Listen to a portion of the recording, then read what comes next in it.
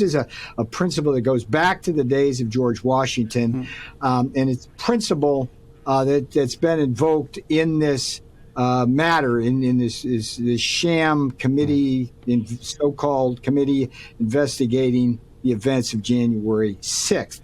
So when I got a subpoena from them, I informed them it was not my privilege to waive and directed them to negotiate the privilege with President Trump. And I told him, whatever he decides, I will abide by. That seems like a civil approach to things and also the legal way to do that.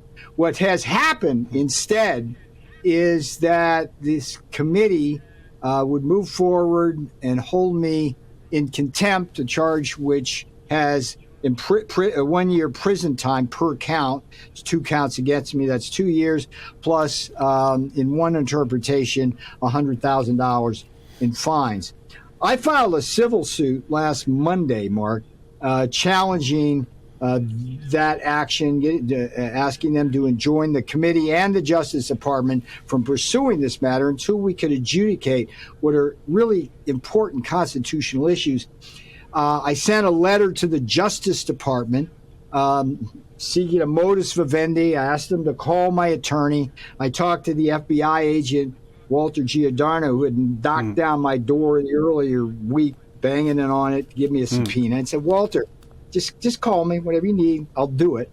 And they made a decision, Mark, at the Justice Department that instead of doing the legal and appropriate thing, and giving me, somebody who served honorably in the Trump administration, some deference and respect, instead, they took me at the airport with 5 agents, put me in handcuffs, took me to a jail, leg irons, strip search, solitary confinement, no food, no water. Worst thing of all from a legal point of view is I was denied a phone call to anybody for legal advice in the matter.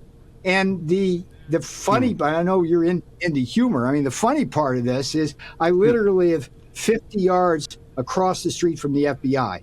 They could have called me. I would have surrendered voluntarily. They could have come to my apartment and taken me there, probably more safely than doing this in a public circus in an airport. They didn't do that. What they're trying to do is coerce me. And I'm facing probably $300,000 at a minimum in legal bills, which is why this book, Taking Back Trump's America, is important. I'm asking people to go and buy this now on Amazon because it's going to be the source of my legal defense fund, Taking Back Trump's America on Amazon.